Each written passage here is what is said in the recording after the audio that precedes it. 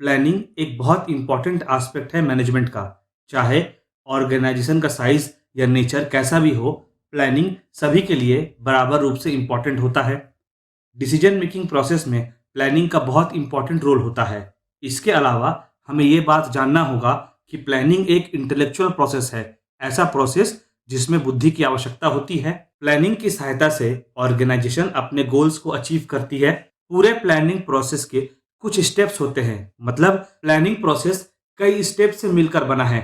चलिए एक एक कर उन स्टेप्स को समझते हैं। सबसे पहला स्टेप है सेटिंग ऑब्जेक्टिव्स। ऑब्जेक्टिव को सेट करना प्लानिंग प्रोसेस का सबसे पहला स्टेप होता है। ऑब्जेक्टिव को तय करना यानी ऑब्जेक्टिव को सेट करना। ऑर्गेनाइजेशन कौन से की एरियाज पर फोकस करेगा उसे पहले से ही तय कर लिया जाता है। अब इसके बाद या तो डिपार्टमेंट वाइज या तो पूरे ऑर्गेनाइजेशन का ऑब्जेक्टिव को सेट किया जाता है। ऑब्जेक्टिव सेट हो जाने से ऑर्गेनाइजेशन को क्लैरिटी मिलती है कि उसे कौन सा गोल अचीव करना है और वह गोल कैसे अचीव किया जा सकता है। प्रयास यह रहना चाहिए कि ऑब्जेक्टिव सेट करते समय किसी भी प्रकार का कोई भी एम्बिग्यूटी यानी कंफ्यूजन ना हो, और इतना ही नहीं, सारे इंप्लॉइज का एक्शन भी इस तरह का हो कि ऑर्गेनाइजेशन अपने गोल्स को अचीव कर सके। अगला स्टेप है setting planning premise. Planning premise को सेट करना। प्लानिंग फ्यूचर को ध्यान में रखकर ही की जाती है, और जब आप फ्यूचर को ध्यान में रखकर कुछ काम करते हैं तो कुछ अजम्पशंस भी करनी पड़ती है।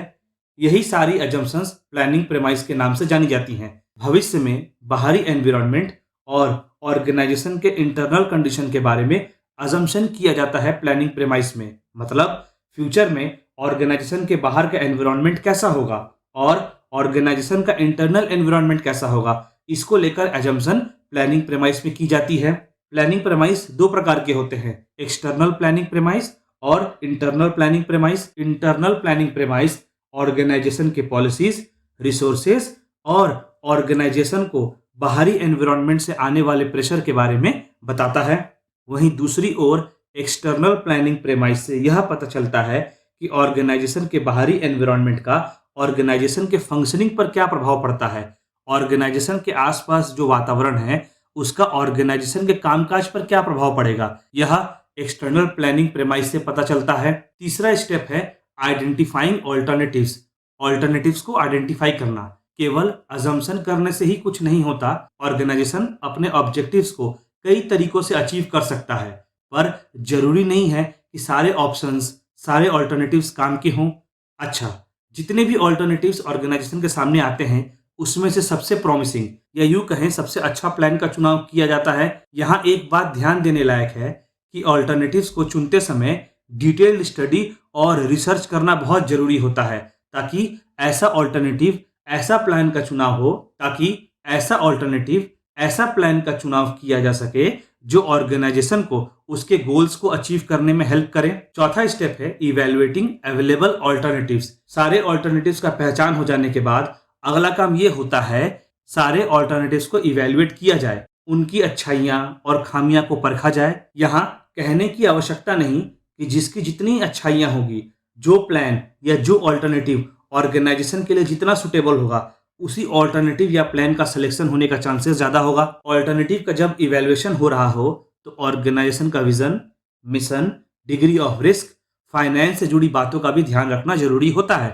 ऑल्टरनेटिव्स को इवैल्यूएट करने के बाद अब बारी आती है अगले स्टेप की, जो कि है चूजिंग ऑल्टरनेटिव्स यानी ऑल्टरनेटिव का चुनाव करना। जैसे ही सारे ऑल्टरनेटिव्स का इवैल्यूएशन हो जाता है, उसमें से एक सटीक ऑर्गेनाइजेशन के लिए सुटेबल ऑल्टरनेटिव यानी प्लान को चुन लिया जाता है। मैथमेटिकल कैलकुलेशन के अलावा पर्सनल जजमेंट, एक्सपीरियंस का भी प्रयोग होना चाहिए जब ऑल्टरनेटिव्स या प्लान का चुनाव हो रहा हो। हाँ, ऐसा मौका आ सकता है कि केवल एक प्लान या एक ऑल्टरनेटिव से काम नहीं बन रहा है, तब उस समय में, उस स्थिति में एक से अधिक ऑल्टरनेटिव्स यानी एक से अधिक प्लान को भी चुना जा सकता है। और अगर संभव हो तो एक बैकअप प्लान या एक बैकअप ऑल्टरनेटिव भी होना चाहिए, क्योंकि ऐसा हो सकता है चुना हुआ प्लान या चुना हुआ ऑल्टरनेटिव सही से काम ना कर सके, तो उस केस में बैकअप में रखा हुआ प्लान या ऑल्टरनेटिव को काम में लगाया जा सकता है। छठा पॉइंट है इंप्लीमेंटेशन ऑफ प्लान। प्लान को इंप्लीमेंट करना। बेस्ट ऑल्टरनेटिव को चुन लेने से केवल 50% काम पूरा होता है, बाकी का 50% काम चुने हुए प्लान को इंप्लीमेंट करना होता है। इस स्टेप में चुने हुए ऑल्टरनेटिव को, चुने हुए प्लान को इंप्लीमेंट किया जाएगा, लागू किया जाएगा, आवश्यकता पड़ने पर सपोर्टिंग प्लान या ऑल्टरनेटिव प्लान भी बनाया जा सकता है, जो कि मेन प्लान को सपोर्ट करेगा, मेन प्लान को काम करने में हेल्प करेगा। Last but not the least step है फॉलोइंग अप, फॉलो करना। यह मैनेजर का ड्यूटी होता है कि वह देखे कि प्लान के अनुसार काम हो रहा है कि नहीं। फर्दर यह भी देखना जरूरी हो जाता है कि किस हद तक चुना हुआ प्लान को इम्प्लीमेंट किया गया है और इम्प्लीमेंटेशन सही से हुआ है भी कि नहीं।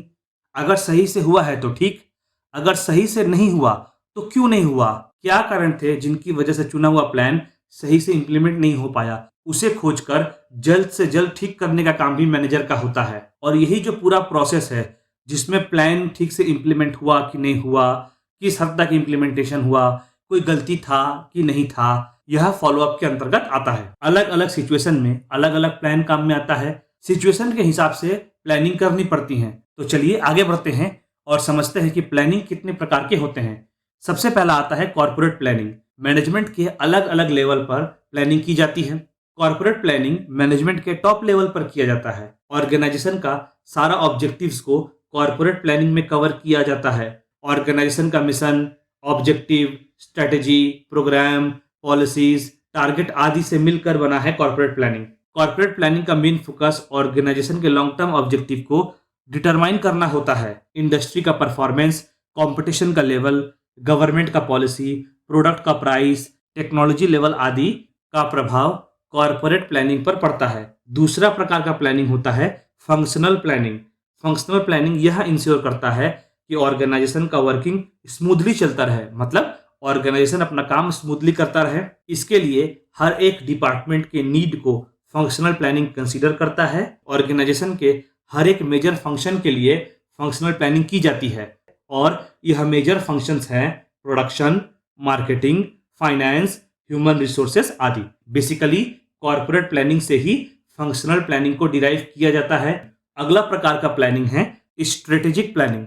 स्ट्रेटेजिक प्लानिंग ऑर्गेनाइजेशन को यह समझने में हेल्प करता है कि उसे क्या करना है, कौन सा पाथ चुनना है जिससे वो अपने गोल्स को अचीव कर सके। और इतना ही नहीं, ऑर्गेनाइजेशन को यह भी समझने में हेल्प करता है कि रिसोर्सेस को किस प्रकार से चैनलाइज किया जाए ताकि मिनिमम वेस्टेज के साथ गोल अचीव हो सके। स्ट्रेटेजिक प्लानिंग ऑर्गेनाइजेशन को हेल्प करता है यह सेलेक्ट करने में कि कौन सा बिजनेस किया जाए, कौन सा प्रोडक्ट मार्केट में उतारा जाए आदि। अगला है ऑपरेशनल प्लानिंग। ऑपरेशनल प्लानिंग को टैक्टिकल प्लानिंग भी कहते हैं। ऑर्गेनाइजेशन ने प्रेजेंट एक्टिविटीज को परफॉर्म करने के लिए जो भी प्लान्स, जो भी स्ट्रेटेजीज चुने हैं उसे कैसे इंप्लीमेंट किया जाए ताकि ऑर्गेनाइजेशन का ऑपरेशन स्मूथली चलता रहे, यानी ऑर्गेनाइजेशन स्मूथली काम करता रहे। यह ऑपरेशनल प्लानिंग या टैक्टिकल प्लानिंग के अंतर्गत आता है। स्ट्रेटेजिक प्लानिंग का पार्ट होता है ऑपरेशनल प्लानिंग। ऑर्गेनाइजेशन में एक कंट्रोल मैकेनिज्म लाने का प्रयास करता है ऑपरेशनल प्लानिंग ताकि काम सही से इंप्लीमेंट हो सके। अच्छा, आमतौर पर ऑपरेशनल प्लानिंग 1 साल के लिए बनाया जाता है ताकि टेम्पररी प्रॉब्लम को सॉल्व किया जा सके। इसके अलावा यह प्लानिंग इसलिए भी की जाती है ताकि यह डिटरमाइन किया जा सके कि क्या करना है, कौन सा काम करना है, कब काम करना है और काम कैसे करना है, काम किसके द्वारा किया जाएगा और उस काम का प्रभाव क्या होगा। अगला प्रकार है long term planning. Basically long term planning 1 साल से अधिक समय के लिए किया जाता है। लॉन्ग टर्म प्लानिंग 3 से 5 साल तक के लिए किया जा सकता है। लॉन्ग टर्म प्लानिंग में प्रयास यह किया जाता है कि ऐसे स्ट्रेटजीज बनाया जाए जिससे ऑर्गेनाइजेशन कॉम्पिटिटर से, बदलते सोशल, इकोनॉमिक और पॉलिटिकल एनवायरनमेंट से कोप अप कर सके।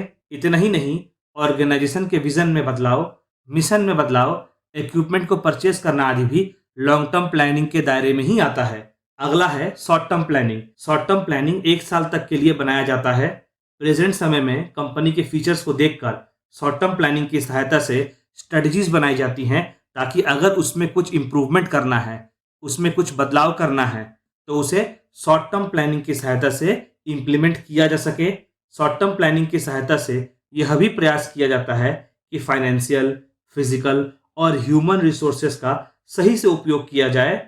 और शॉर्ट टर्म प्लानिंग इसलिए भी की जाती है ताकि लॉन्ग टर्म प्लानिंग में सहायता हो सके।